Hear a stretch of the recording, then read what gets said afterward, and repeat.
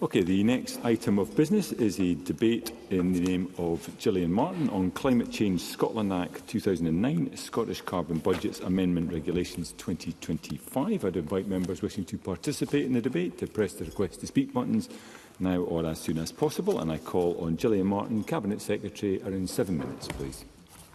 Thank you, Presiding Officer. I'd like to open this debate by thanking colleagues for the opportunity to speak to the Climate Change Scotland Act 2009 Scottish Carbon Budgets Amendment Regulations 2025, and in the interest of time going forward I will just refer to them as the regulations.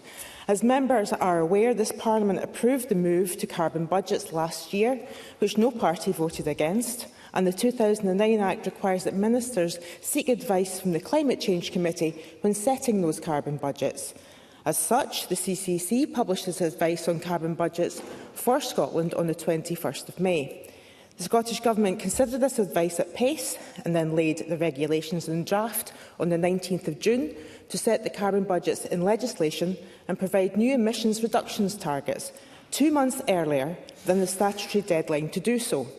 The reason for doing it earlier was to enable Parliament to approve the carbon budget levels for each 5-year period up to 2045 in time for the start of the first carbon budget period on the 1st of January 2026. Conversely, if the regulations are not agreed to today, I must be absolutely clear. There is a very high and real risk that no carbon budgets can be put in place before the 1st of January, the first year of Scotland's carbon budgets voted for by this Parliament, because of the time that it would be involved in laying, scrutinising and passing replacement regulations. And this would also mean, of course, that we are unable to finalise our next climate change plan in this Parliament. The 5-year carbon budgets we proposed limit the amount of greenhouse gases that Scotland will emit up to 2045. The carbon budgets in the regulations have been set at the levels advised by the Committee for Climate Change, and I offer them my thanks for their comprehensive advice. Since then, the regulations have been scrutinised by the Net Zero Energy and Transport Committee, and I would like to take this opportunity to thank the committee for its work. In particular, I would like to thank members for producing their report in sufficient time to allow this vote to take place in advance of the October recess. This Government's commitment to tackling the climate emergency remains unwavering, and enshrining carbon budgets in legislation is a crucial step towards our net zero goal. There is, I understand, concern across the Chamber about the planned timeline for the upcoming climate change plan. I want to state I have done everything I can to give Parliament time to scrutinise a plan ahead of the next election. As I outlined in committee, it remains our intention to publish a draft climate change plan in the autumn and allow sufficient time for the final version to be published before the end of this Parliament. We intend to address the results of the consultation on the climate change plan as an iterative process throughout the scrutiny period. It will not be limited to the weeks between its conclusion and publication date. I wish to reassure members that, although tight, I am confident in the timelines proposed. However, if the statutory instrument does not pass today, the timeline set out will just not be doable. Throughout the passage of the 2024 Act, members agreed on the importance of receiving advice from our independent advisers before legislating for carbon budgets. In fact, some argued the Government should be compelled to accept the carbon budgets recommended by the CCC in law. I am grateful to the CCC for providing this advice as quickly as it was able to, and hope that my laying of the regulations weeks earlier than required by statute is proof of my commitment to the proposed timeline and to the wishes of all parties who have asked that we have a climate change plan in place by the end of this parliamentary session. However, Presiding Officer, I would like to stress again that this is only feasible if the regulations to set carbon budgets are passed today. This Parliament has been united about the need for ambitious climate targets in the past. In the face of increasing anti-climate rhetoric, I would urge Parliament to remain steadfast in our commitment to climate science and the need for strong climate action. In parallel with the laying of the regulations, we published a statement which included information on the types of policies under consideration for inclusion in the next climate change plan. I understand that the committee wished for further details on these policies in advance of the vote on carbon budgets. However, providing additional detail on policies beyond that which is contained in the statement is akin to publishing a draft climate change plan. In the committee, members suggested they could not vote on the SSI without seeing this draft climate change plan.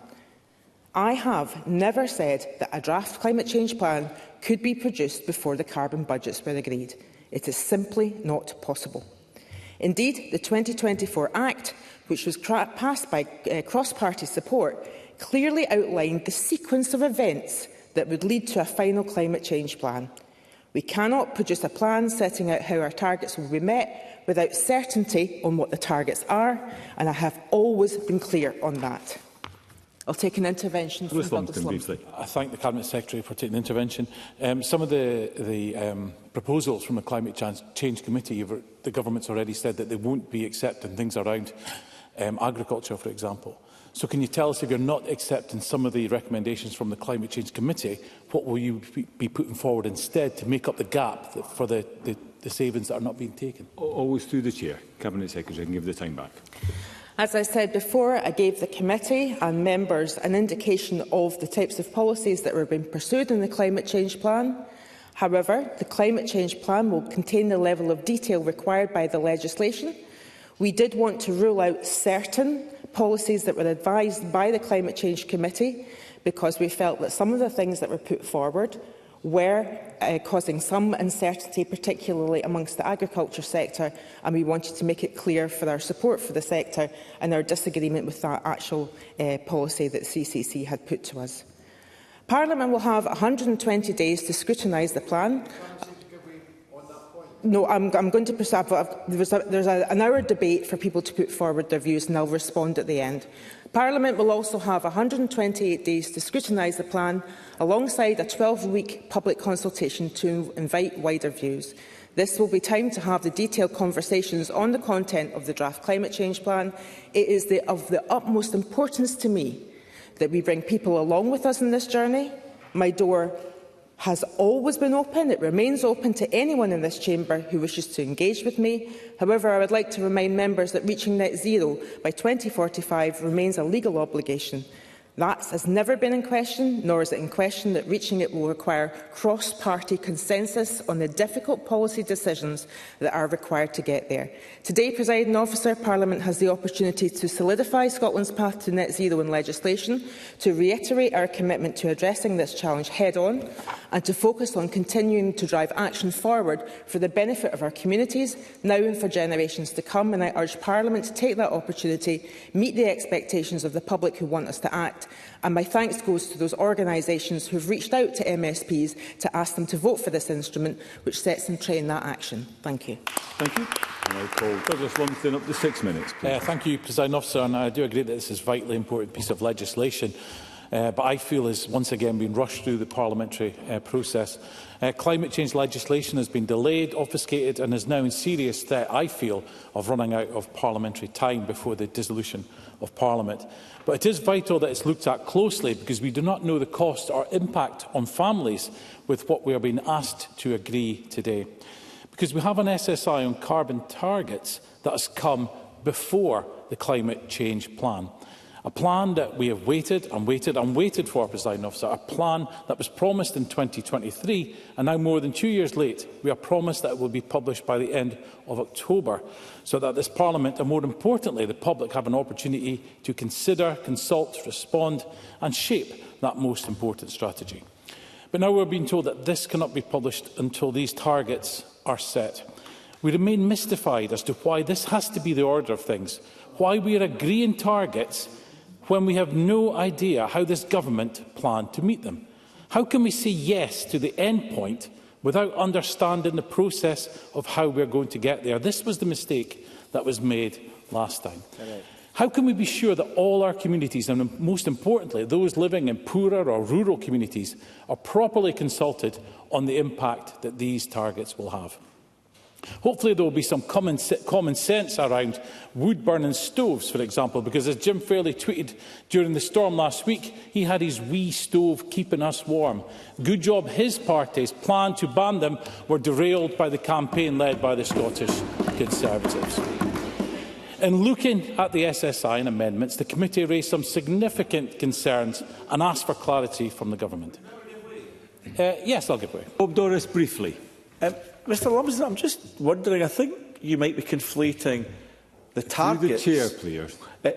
Presiding Officer, I believe Mr Lumsden is conflating the climate targets with the climate change plan that this Parliament will be consulted on, along with wider society, which we can influence and change in the coming months. You're a bit confused. Mr Lumsden is a bit confused, Presiding Officer. Douglas Lumsden. Thank you. This is where I think this is where Mr Doris is confused. We are being asked today to approve targets, but without knowing how we're going to get them. We don't know if they're going to be achievable or not. We should have had this plan, I feel, at the same time as the targets, because the committee wanted clarity on the estimated costs, for example, of each policy and detail on how each estimate was calculated, how actions set out in the long-awaited climate change plan will link with the annual financial budget process. And this requires urgent action, given we have a budget in a few months. Details of the publication of other related strategies, bills and plans alongside the draft plan. Modelling of emission reductions from areas where the Scottish Government intend to reduce emissions at a different rate from the Climate Change Committee model in their advice, such as agriculture, which I asked about earlier. But we also need clarity on timing today. Although the Cabinet Secretary has pledged to have the climate change plan in place before Parliament is dissolved, time is tight. The draft has to be laid. The Parliament has to consider. The public needs to be consulted, and their views need to be taken into account. On the 9th of September, the Cabinet Secretary reassured the committee that they had confidence the timetable could be met. And I would remind the Chamber that we were first expecting this climate change plan in 2023. Now, I'm sorry if I do not share the Cabinet Secretary's confidence. While this devolved SNP government has wasted 2 years on developing this policy, the world has moved on. Britain's domestic energy prices are now second highest in the world. Industrial electricity prices are the highest in the world. Almost half of the cost of producing electricity in Britain is as a result of net zero spending, taxes and levies. A third of the... Yes, I will. Deputy First Minister. Two very quick questions. Did the member vote for the net zero targets by 2045? And secondly, did the member's party do anything to reduce energy prices while in office? Douglas Lumsden. Well, I'm coming on to the plan of what my party would do to reduce energy prices, because I think the world has changed a lot since a lot of these targets were made. We're being asked to approve uncosted budgets today, and I don't think we are in a position that we can do that, because a third of the wholesale prices of electricity is the carbon tax. The Climate Change Committee has accepted that this is a policy choice designed to aid the transition to net zero. And Ed Miliband's decision to double the subsidies for offshore wind in 2008 means many wind farm developers are paid almost 3 times the market price for their output. And this week the Conservatives pledged to axe the carbon tax, scrap extortionate wind subsidies and repeal the Climate Change Act to cut energy bills for everyone. Carbon reduction targets force governments to take decisions that increase the cost of energy and make people poorer and make our business unsustainable. This particularly targets our rural and remote communities.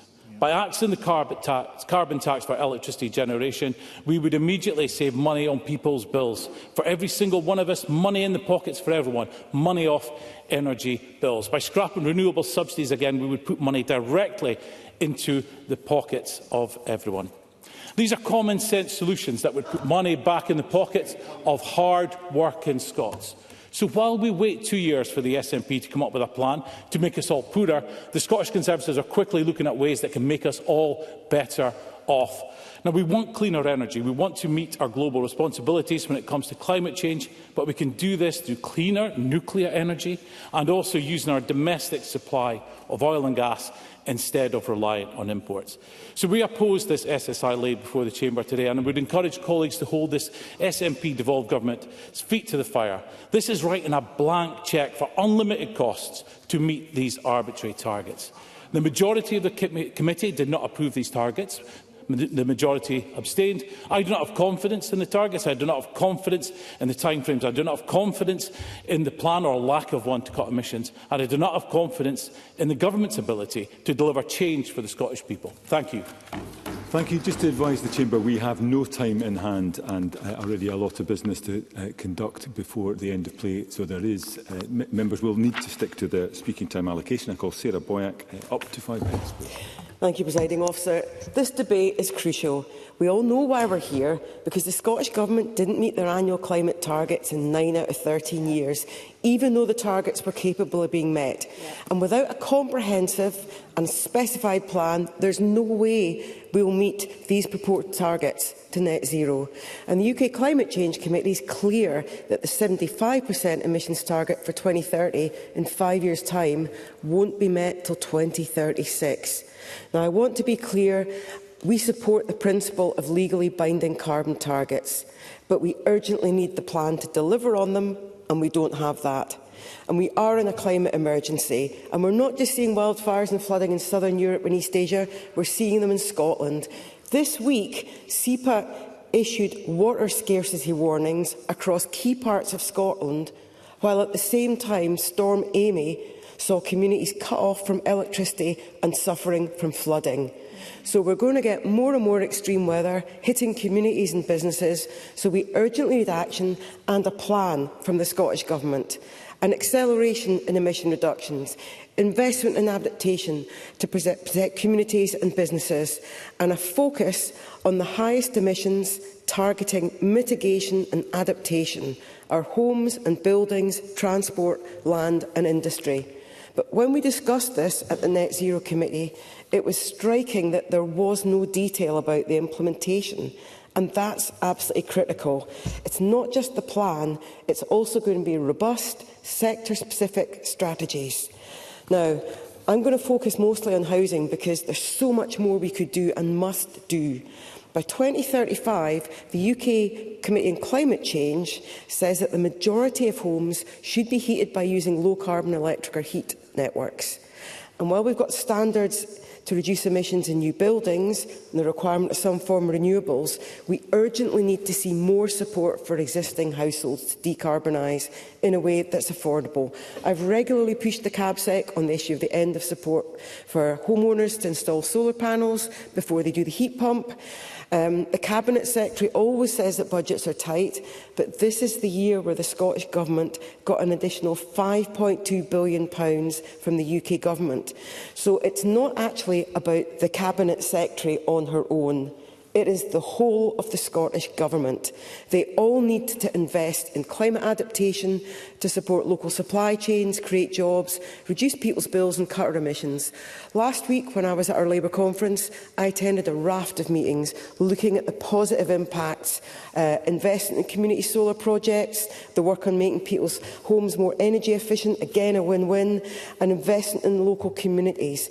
And we need that retrofit revolution in Scotland now, but we're not seeing it yet. And finally, in relation to homes and buildings, the missed opportunities are massive. Every local authority has now got a heat network strategy, as requested by the Scottish Government, but the Scottish Government needs to step up and have a plan.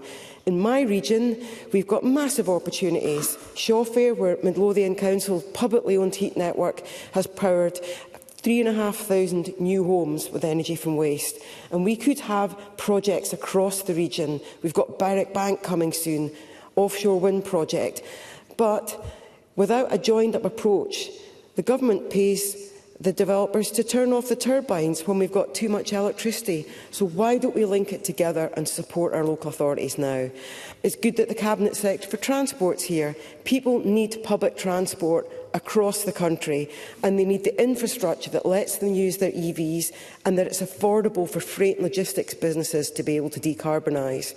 And we need more work to make land use help reduce emissions with the right support for our agricultural communities, because climate change and extreme weather both creates new challenges but potentially opportunities to deliver Scottish-produced food and enable our natural environments, such as peatlands, to make a significant contribution.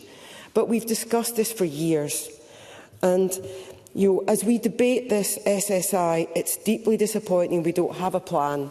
Because if we had a plan that we could debate at the same time, we could target where we need more action. We will not vote against these carbon targets tonight. We will not vote against them. We'll abstain on this because we urgently need to see detail from the Scottish Government and its long-delayed energy strategy. Over 2 years we've been waiting for now. Thank you, Presiding Officer. Thank you. I now call Patrick Harvey. Up to 4 minutes. Mr Harvey. I start by reflecting on where we are in this journey. We've already used up nearly half the time from the first Climate Act through to the 2045 target. And in that time, we've fallen behind schedule with a series of missed targets. Now, the only rational response to falling behind schedule is to speed up, yet some people seem determined to advocate the very opposite. The easy bit has been done already. From here on, it gets harder, and we've long known that that was going to be the case. It's not just technically harder, it's politically harder too. This is shown by the way that the political parties of the increasingly extreme right are breaking the consensus and dropping support for any credible climate policy. But it's also shown by the lack of urgency that we're seeing from the SNP. 4 years ago, the Greens agreed to join the government, and a large part of our motivation in doing so was to restore that urgency, especially in 3 key areas that haven't seen enough progress. Cutting road traffic, something that the Scottish Government knows needs to happen, both to address climate change and to cut local air pollution. Pressing ahead with a credible programme on clean heating, an area where the policy experts had previously been held back by the politicians, despite the unarguable need to decarbonise by ditching fossil fuel heating. And finally, on land use, where a change in the nature of subsidy and support offers real opportunities for both reduced emissions and strong rural economies meeting the need for healthier diets. But now, on all 3 of these key issues, far from accelerating action to make up for lost ground, the SNP is slowing down.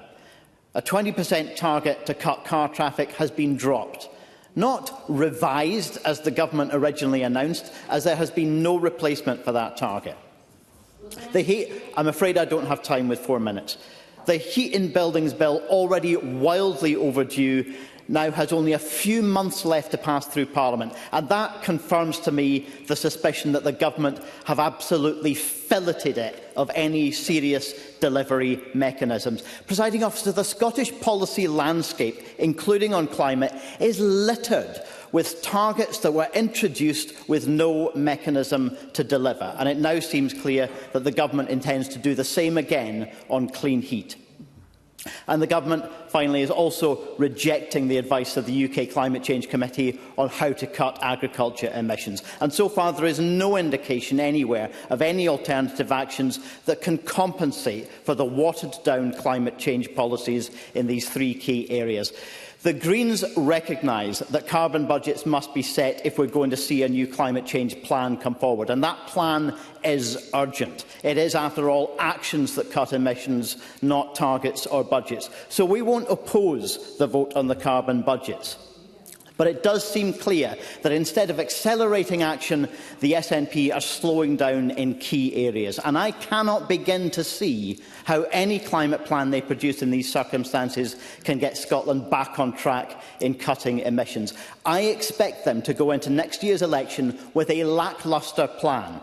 And instead of asking voters to compare it to what the science demands, they'll ask for a comparison with the increasingly denialist and defeatist stance on the political right. The Greens, meanwhile, will continue to bring forward the bold actions that are necessary to bring emissions down fast and achieve the healthier, fairer and more equal society that we know is possible. Thank you. I now call Willie Rennie. Up to 4 minutes. Mr Rennie. The Cabinet Secretary surely must know that the Chamber is sceptical. And the Chamber is right to be sceptical because we have been here before. The Government spent years boasting about world-leading climate change targets, but we didn't have a world-leading climate change plan to go along with it. So when the Government eventually had to concede that it wasn't going to meet those climate change targets, and we and the Chamber accepted that that was inevitable, we thought the government might have learnt its lesson and they would have a plan to match the targets. Now, I understand the process is difficult, but the Cabinet Secretary will have to go further to convince us because of that scepticism. Chris Stark from the Climate Change Committee, who we all respect, said at the time that setting targets with no idea about how to meet them was the sugar rush phase. And that's what we are in now, because it feels great to set carbon targets without actually spelling out the difficult stuff that needs to be done.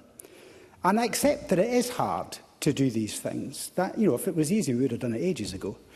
But it's hard to do these things. But it will get even harder the longer we take to set out the details that we expect people to follow. So today, Brian Whittle, my friend, and I were at the Energy Efficiency Association. Yes, certainly. Cabinet Secretary. Does Willie Rennie not agree that if this Parliament votes down these targets today, then what he's wanting me to do in terms of setting out a climate change will become impossible, as I'll have to set out new budgets and a new climate change plan will have to be drafted to meet those targets? Willie Rennie. She's setting the false choice. At no stage did I say I was voting against this. What I'm urging the Minister is to reflect on the fact that people are sceptical about this government's ambition, and it's going to have to work harder to convince us that she's actually going to come forward with a meaningful plan with enough time for various sectors across the country to be able to implement it. That's all we're saying. And I think she can see that it's reasonable for us to be sceptical because we've been here before, as I say, many times over many years where the governments failed to come up with the details. So I was talking about the Energy Efficiency Association, a sector that should be vibrant and bubbling. It should be buzzing away with installers who are desperate to keep up to speed with the demand from the sector. They were so downbeat today because this government has devised a scheme that is bureaucratic and slow for applying for grants.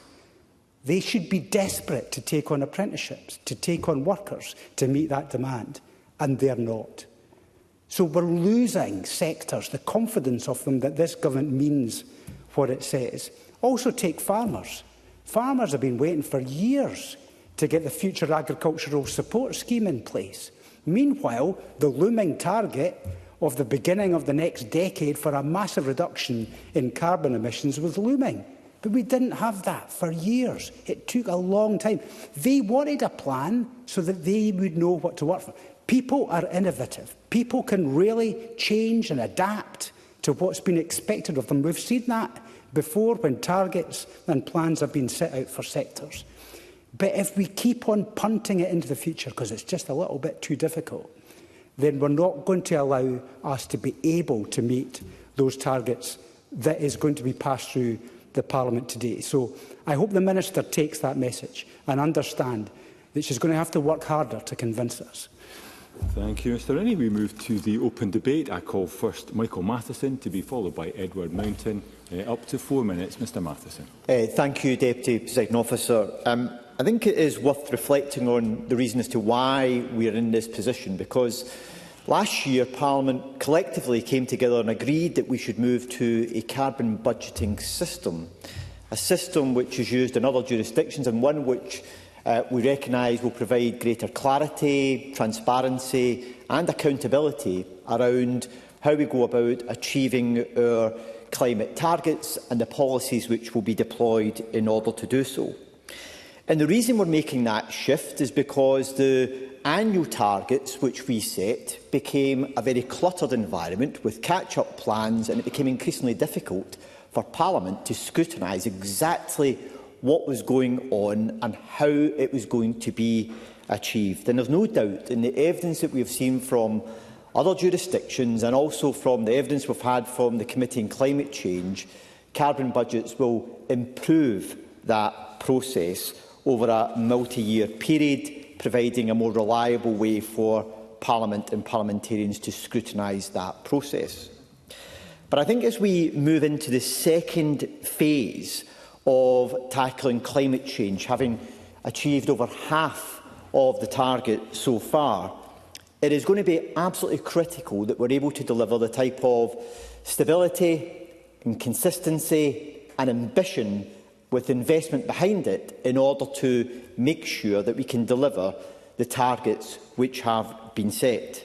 Now, some might say and want to portray this as because we continue to miss our targets over a number of years. And I listened very carefully to Willie Rennie, and I accept that he is sceptical around these matters. But it is worth reflecting that the 2045 target was set collectively by this Parliament. But at the time, the advice from our independent advisers on the Committee on Climate Change said there was no credible pathway in which to achieve net zero by 2045. So we in Parliament have to reflect on the fact that we have to listen to this advice around some of these matters on the decisions which we make, and of course it is critical we do so. But I do recognise that there are some issues of process here, that ideally you would have the climate change plan before you consider these particular regulations. But having passed the bill, given where we are now in the parliamentary process in this session, the risk is that if we do not pass these regulations, the bill in itself goes into default and we go back to the start again. I would ideally like to have the climate change plan as well to scrutinise it. But I recognise that we are not in a position where we can achieve that, given the very limited time that we now have. I'm afraid I've only got 4 minutes, I'm afraid. But I want to also point out this idea of the conflict between economic growth and environment is a false dichotomy at times, which is now presented in particular by the Conservative Party, who have abandoned the whole climate change agenda, a net zero agenda, as they've abandoned the 2050 targets at a UK level. The reality is that the transition to net zero provides huge economic opportunities for us as a country. But in order to achieve that, we have got to create the type of stability around policy, environment and policy choices in order to allow businesses and industry to invest in these areas. And the type of flip-flopping that we hear from the Conservative Party in particular only undermines the very confidence that we need to create if we are to attract the investment and the jobs and opportunities that go with meeting our climate change targets in the years ahead. Thank you. I now call Edward Mount to be followed by Mercedes de Alba. Up to 4 minutes, Mr Mount. Thank you very much, Presiding Officer. And I want to make it clear at the outset that I am a member of the Net Zero Energy and Transport Committee. I'm convener of that committee, but I speak as an individual in this debate. And I'd also like, just in case anyone asks me questions on farming, which I'm delighted to talk about, to declare my interest at the outset that I have an interest in the farm in Murray. Can I just say that we are in a difficult position in my mind. We have been produced budgets which, as a committee and a parliament, we've had to consider. The problems is with those budgets, as I see it, they're not like any other budget that I've ever looked at as an individual in my entire career. What we're told is we're going to achieve targets. We're not going to be told how we're going to achieve them and the route to achieving them or the costs. And that causes me problems. Because if we are going to have a climate change plan as a parliament, the most important thing is that we need to move forward in a credible way and take the people of Scotland with us. Because if we don't, and families don't know what this is going to cost them and how much they're going to have to invest in this, they will come to the stage when it gets tougher, as in fact Mr Harvey suggested, as we get closer to the targets, that they start balking at the route they're taking on. And we can't afford to have that. Now, I want to concentrate my part of this debate on the fact that I think we're getting very close to the back end of this Parliament. And what concerns me is that we have delayed this process because of the way it's been changed, that we still are at the stage of approving or disapproving the carbon budgets today, but we are not going to get a climate change plan laid in front of this Parliament before the end of October or early November. Now, the Cabinet Secretary has said that she aims to produce it, Presiding Officer, at that stage. That's only an aim. I'd much rather know that she is going to produce it so it can then be discussed. We'll then go through a process of 12 weeks of public consultation, and work by committees in this Parliament. There will then be probably a month to summarise those views. And for those of you that can do the maths, which I'm sure you all can, that takes us up till March. That probably gives us about 27 days in March, and not all of which are sitting days, to go through the climate change plan. In fact, once that process is finished, the government have 90 days to lay their climate plan. So if they choose not to lay the final climate change plan after the consultation, this Parliament will be in a situation where the plan doesn't come to fruition. I would seek some certainty from the Cabinet Secretary that she is going to do more than just aim to lay the climate change plan, the draft climate change plan, by the end of October, but do it at the end of October, and if not, give us the Parliament an assurance it will be done before the 7th of November, so we have time to get through the process, so this Parliament has time and does the right thing and looks at that climate change plan. And I hope, Presiding Officer, when the Cabinet Secretary gets a chance or somebody sums up, that they will clarify whether the government are going to do that rather than just say they have an aim to do that. And I'll leave it at that, Presiding Officer. Thank you, Mr Mountain. And now come to the final speaker in the open debate, Mercedes Villalba. Up to 4 minutes, please. Thank you, Deputy Presiding Officer. On our current trajectory, the planet is heading for life-threatening temperature increases of 2.6 to 3.1 degrees by the end of this century. Climate breakdown is already upon us, and my constituents in the North East are experiencing it in real time. Prolonged drought, record wildfires, violent storms. The damage and destruction only seems to increase year on year.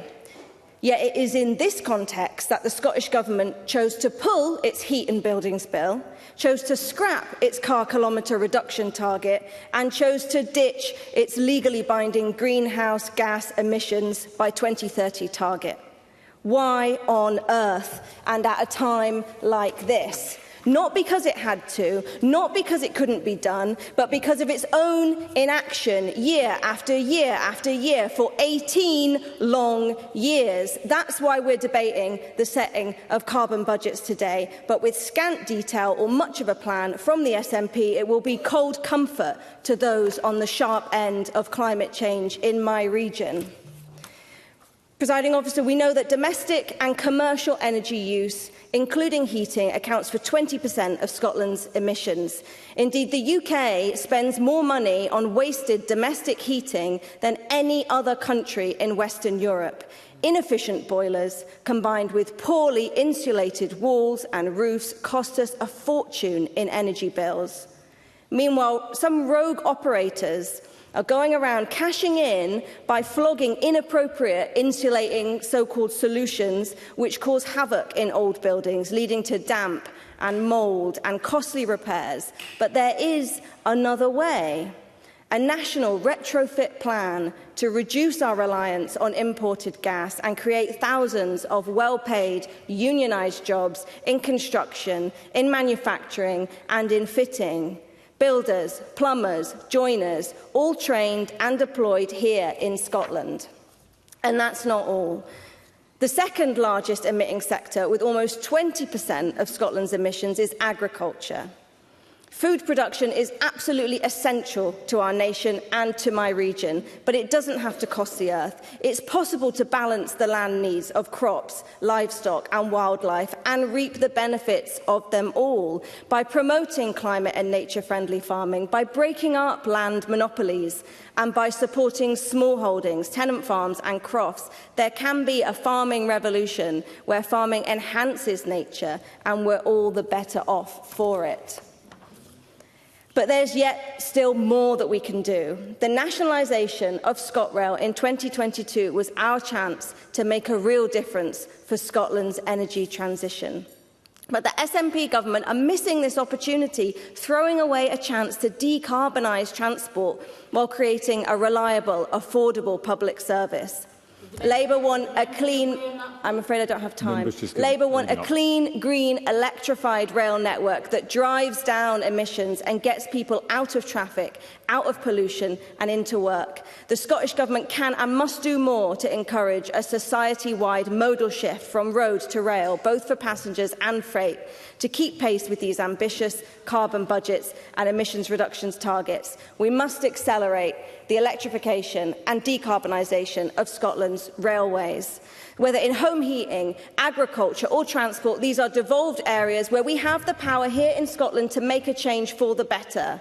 So whether it's through climate targets or carbon budgets, what we need is action, and my constituents need a government that will tackle it head-on, not after the election, not in 5 years' time, but right here, right now, before it's too late. Thank you. We now move to wind-up speeches. I call Mark Ruskell up to 4 minutes. Mr Ruskell. Thank you, Presiding Officer. I have to say I find it incredible that Parliament is being asked to back a set of carbon budgets with no accompanying plan that spells out the action that's needed to deliver them. And, you know, members have talked about learning the lessons of the past here from 2019. Surely that was the biggest lesson, that if we're going to set ambitious targets, we need to face up to the action that is required to deliver them and the benefits that will come from that. And I have to say to the Cabinet Secretary, when you have Douglas Lumsden, Sarah Boyack, Patrick Harvey and Willie Rennie all reflecting the same concern, then I believe that the Cabinet Secretary has lost the confidence of the Chamber on this. It is really important that we give sectors the confidence to go forward, but that needs detail. We've got sectors that are prepared to step up, like the air source heat pump industry. Willie Rennie's talked about other sectors as well, that want to go further and faster, but they need to have that certainty now about what is in the plan. Now, I don't believe for 1 minute that the draft climate change plan isn't ready. Of course it is. Of course it's been signed off by Cabinet, because it's going to be laid in a matter of weeks. So why does this government refuse to let Parliament see its proposed action ahead of setting the carbon budget? Is it because the plan spells out policies that are so radical the fear is that MSPs wouldn't back the budget? Or is it that the commitment to real action on buildings, transport and agriculture is so weak? Well, time will tell, but we're being asked to back a level of ambition here without a clear, credible plan for action, and it's for these reasons that the Greens will be abstaining on the carbon budget regulations tonight. Now, this government has taken a pick-and-mix approach to adopting the Climate Change Committee's advice, and it's entitled to do so. Action, though, has to still add up to the carbon budget. And the government, to be clear, has ignored the advice of the Climate Change Committee on reducing livestock numbers. So on that policy alone, there is now 1 megatonne of emissions that will have to be cut from somewhere else in society. Who is going to deliver this missing megatonne? The Cabinet Secretary for Net Zero said in committee that transport is going to pick up the slack. But when the Cabinet Secretary for Transport came to Net Zero Committee yesterday, there was no clarity, just hope and enthusiasm for the sale of electric vehicles. There isn't even going to be a commitment to incorporating the findings of the A96 Climate Compatibility Assessment into the climate plan. So how do we know where we're going? How do we know that the actions of government are going to add up and we're actually going to be able to deliver the reductions in the budget? It's not good enough. A lack of ambitious action already means that we will not reach the goal of cutting emissions by 3/4 until 2036. We have lost 6 years in the middle of a climate crisis. And without credible action, Scotland risks overshooting these even weaker carbon budgets. We can't afford to do that. The planet can't afford to wait. People can't afford to wait for a greener, fairer Scotland. We need climate action now to deliver that. That's why it's important that the detail comes forth. It should have been here ahead of these regulations coming to Parliament. It hasn't been delivered. We will wait and see whether the government's actions actually add up. Thank you. I now call Sarah Boyack, again up to 4 minutes. Ms Boyack. Thank you, Presiding Officer. I think what is really striking is that actually there is a huge amount of support across this Parliament for strong action to tackle the climate and nature emergency. I also want to thank the stakeholders who got in touch with us before today's debate. WWF Scotland commented that the indicative statement falls short of what is needed to inspire confidence in delivery, and that without a credible plan, Scotland risks overshooting its carbon budgets. They argue the upcoming climate change plan should include sector-specific plans, costed policy pathways and alignment with the annual budget process. I couldn't agree more. We need a plan that goes on every year right across the Scottish Government, because, as I said earlier, it is not just the job of the Cabinet Secretary on climate. It is the whole of government. Now, WWF also quote the Scottish Fiscal Commission, which estimates that timely action will require about £0.7 billion a year, 700 million, from 2026 to 2050, but that if we don't get on with the investment we need, unchecked climate impact could cost Scotland £11 to £45 billion annually by 2050. Now, that is just not somewhere anybody in this chamber is going to want to go. And that's why we've been arguing so strongly for action now, for the plan now, so that we save money going forward, but we also avoid negative impacts on our communities and businesses. And as Friends of the Earth Scotland observe, we've only got 6 months left in this Parliament. And the Scottish Government has failed to produce its climate change plan and its energy strategy and just transition plan. And I was going to intervene on the Michael Matheson, because he did actually announce the draft energy strategy plan in January 2023. And in 2 to 3 months, that will be 3 years ago. So we need action now. It's not that the Cabinet Secretary gets everybody to agree on everything. That isn't the point. It's the plan. The reason we're not voting it down tonight is because we don't want to delay this beyond the next election. But we want to make the point what is in front of us tonight is not good enough in terms of accountability, bringing businesses with us, giving certainty and getting the investment going that is needed now. 280,000 houses are currently vulnerable to flooding. But with sea level rise and increasing extreme weather, that's going to just go up and up, so we urgently need to act. Over the next few weeks, we will work constructively in discussions with the Cabinet Secretary and her team, but it needs to be right across the Cabinet, all public bodies and all our councils working together. And the fact that Scottish Labour, the Greens and the Liberal Democrats have all called for more clarity, a plan and clear action, and that comment, setting targets with no idea how to meet them, is not good enough. We need to build consensus. It's about making progress, and we need to bring our constituents with us. The businesses, the communities, they all need to see action. And when we have targets, they need to be targets that we will all be able to buy into, even if we don't agree with all the details, because people need to have trust that their politicians are going to deliver the action that we all need. Jobs, supply chains, improving people's households, getting the transport we need everywhere, the buses where people need them, the trains that are going to run on time and not get delayed because of the climate emissions impacting on the railway network. All of this requires us to act together. And today, we're not going to stop these targets, but by abstaining, we are bringing to centre stage. We are not getting enough from the Scottish Government. We need faster action. We will work constructively, but we need the plans now, both on energy and on the climate change strategy. Thank you. Thank you. And I call on Brian Whittle. Thank you, Presiding Officer. Now, it used to be said that the enemy of a good plan was the pursuit of a perfect one. Apparently, the modern version is to say that the enemy of a good climate change plan is the Scottish Government. I want to make it clear here, Presiding Officer, we in these benches want Scotland to decarbonise. We want Scotland to make the most of its vast renewable potential and economic opportunity that brings, and we want an environmentally sustainable future. The Scottish Conservatives, together with every party across this chamber, voted for the climate change emissions reductions targets in 2019 because we saw both the need to decarbonise and the potential gains if we get this right. But if we get it wrong, Presiding Officer, if we choose grandiose headline-grabbing promises over pragmatism, we risk sabotaging ourselves in a spectacular fashion, not only failing to meet the unachievable targets, but having our economy harming our economy, spending taxpayer funds ineffectively and forcing the public to foot the bill. And sadly, that is just where we've ended up, Presiding Officer. This Parliament has heard plenty of big, bold goals from the Scottish Government on climate change. Little, by the way, of detail on how they expect us to get there.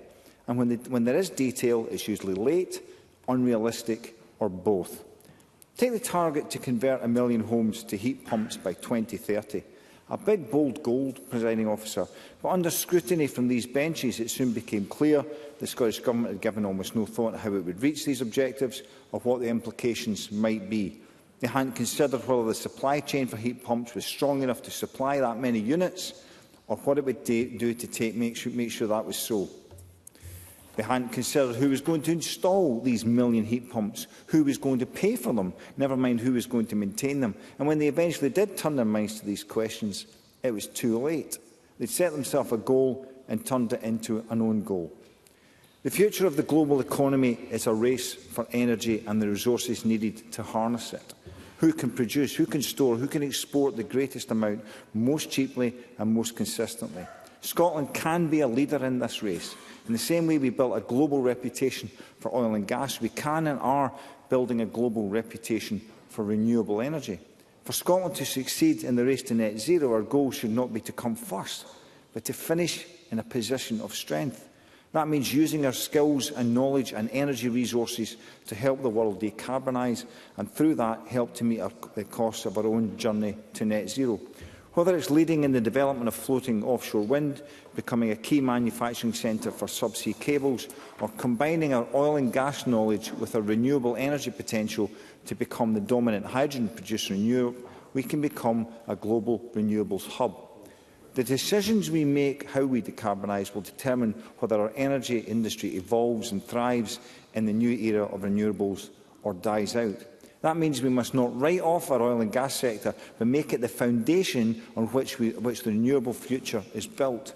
It means being willing to set aside an ideological opposition to nuclear energy and be willing to explore the potential to innovate technologies like small modular nuclear reactors or even fission. It means accepting we must be pragmatic if we want to retain the public's support for this necessary goal, and that focusing energies on things like cutting red meat consumption or punishing people for having to rely on their cars will achieve exactly the opposite outcomes.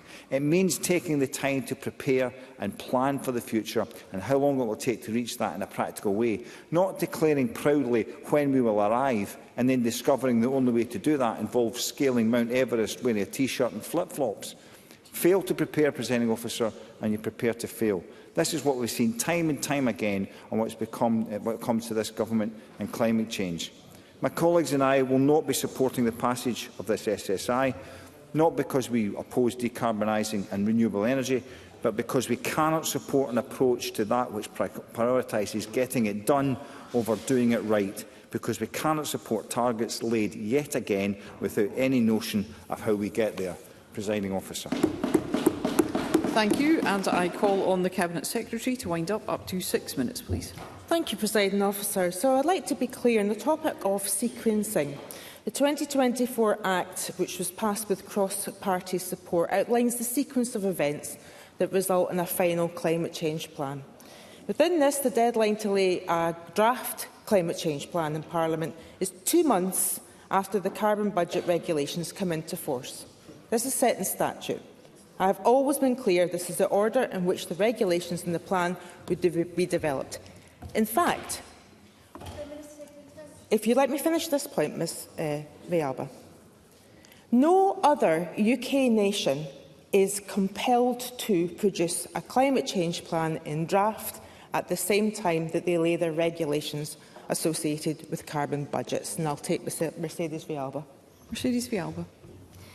Thank you. Thank the Cabinet Secretary for taking the intervention. I just wanted to ask if it's the Government's position that work should always be left until the final deadline, and it is possible to bring things forward ahead of time. Cabinet Secretary. Greatest of respect. The work required to put a climate change plan in draft takes months.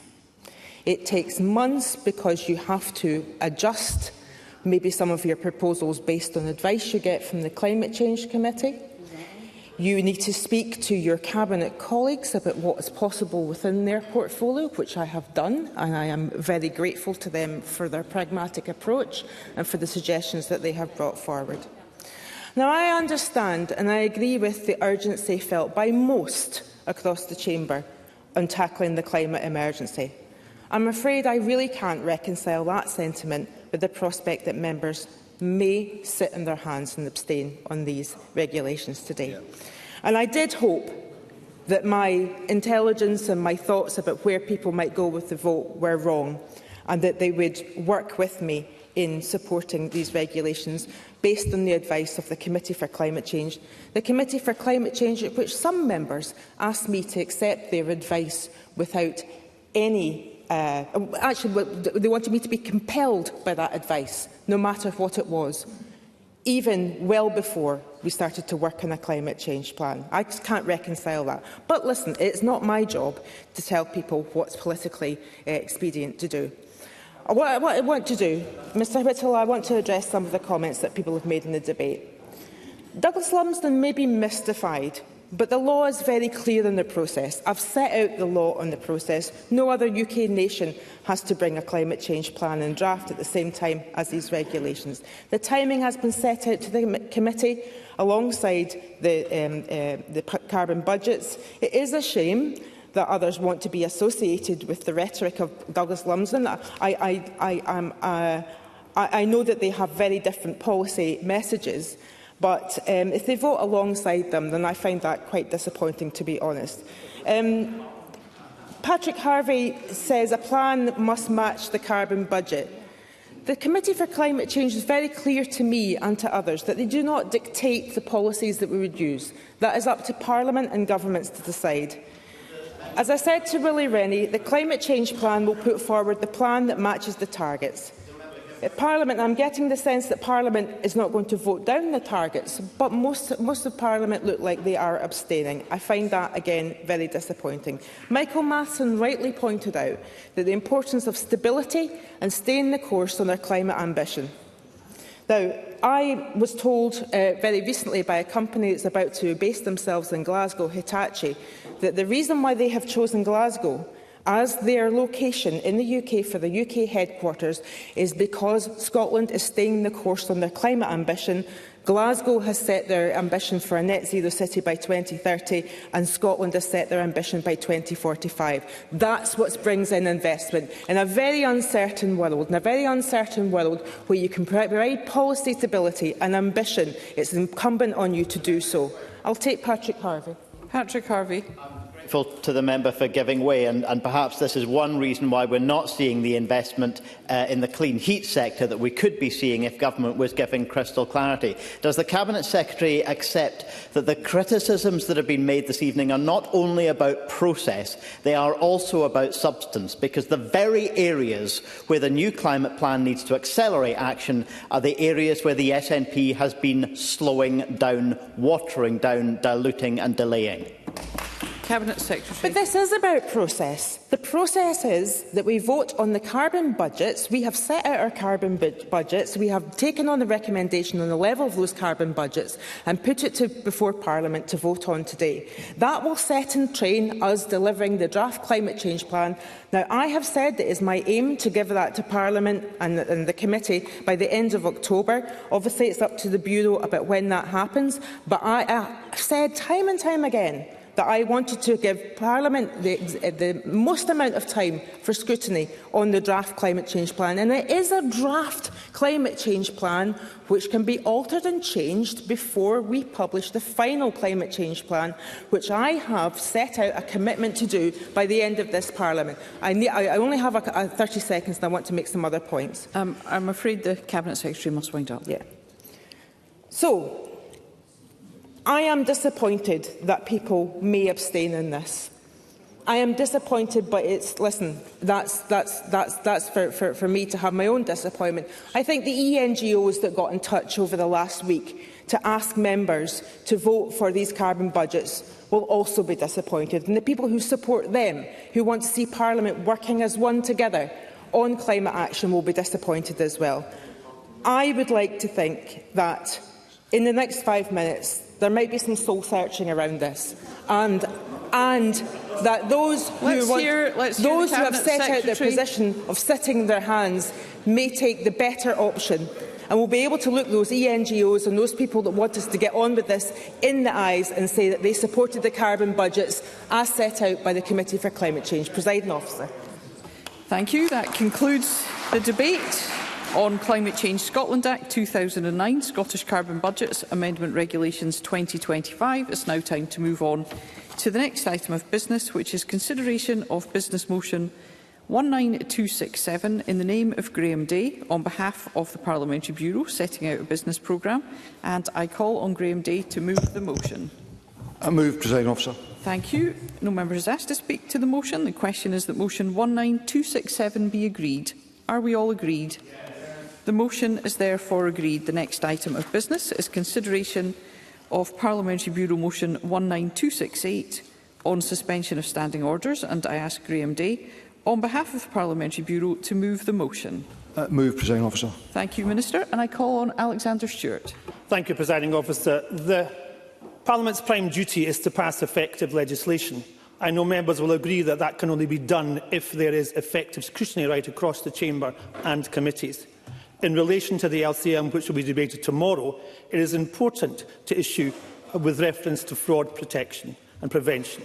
However, the Cabinet Secretary for Social Security and David Wallace of the Social Security Scotland were asked to appear before the Finance Committee on the 16th of September.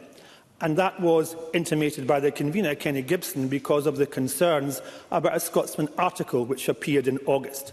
That article implemented and applied that the Scottish Government was unwilling to chase up £36 million of fraudulent benefit claims. This is a substantial sum of public money which the Finance Committee rightfully sought to challenge. I'm sure, Presiding Officer, you will agree that it is right that additional scrutiny takes place, just as it is important that we do not wave through LCMs without scrutiny. We accept that in this instance there have been issues about timescales with deliberation at Westminster and at Holyrood and how the October recess will impact this. We do, however, wish to put on record that we believe there should be the fullest scrutiny of all aspects of legislation. And for those reasons, Presiding Officer, we will not be supporting the suspension of standing orders this evening at decision time. Thank you. And I call on Graham Day to respond on behalf of the Parliamentary Bureau. Thank you, Presiding Officer.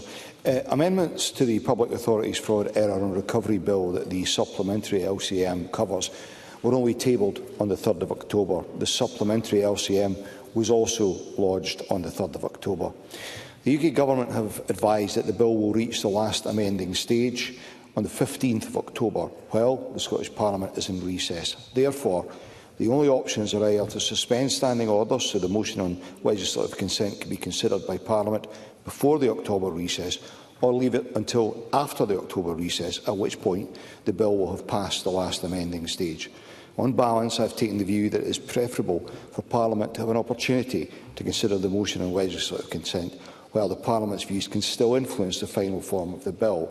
This means suspending standing orders so the motion of legislative consent can be debated in the Chamber tomorrow prior to the recess.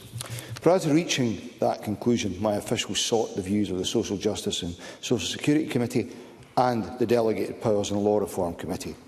The Social Justice and Social Security Committee indicated they would prefer to consider in committee, but appreciated that timing may mean the motion of legislative consent needs to be taken directly to the Chamber. DPLRC have signalled that they would be content for the motion of legislative consent to go straight to the Chamber. I agree that the committees of this Parliament not having a scrutiny role is less than ideal, but the alternative to supporting the LCM is having no say prior to the bill passing its last amending stage. But I offer the Parliament the reassurance that Scottish ministers and their officials continue to impress upon the UK Government the need to account for Scottish Parliament recess periods when timetabling legislation that requires legislative consent. Presiding Officer.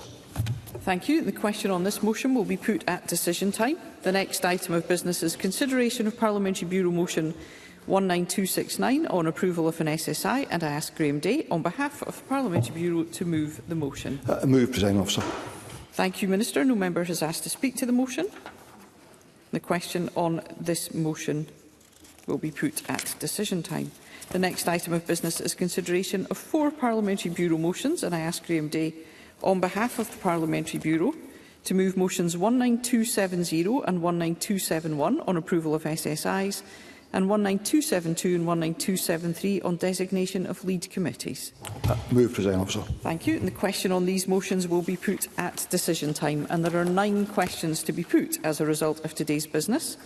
Can I remind members that if the amendment in the name of Mary McCallan is agreed to, the amendment in the name of Mark Griffin will fall. The first question is that Amendment 19252.5 in the name of Mary McCallan, which seeks to amend Motion 19252 in the name of Russell Finlay on stopping illegal immigration and recognising its impact on housing, be agreed. Are we all agreed? The Parliament is not agreed, therefore we will move to a vote, and there will be a short suspension to allow members to access the digital voting system.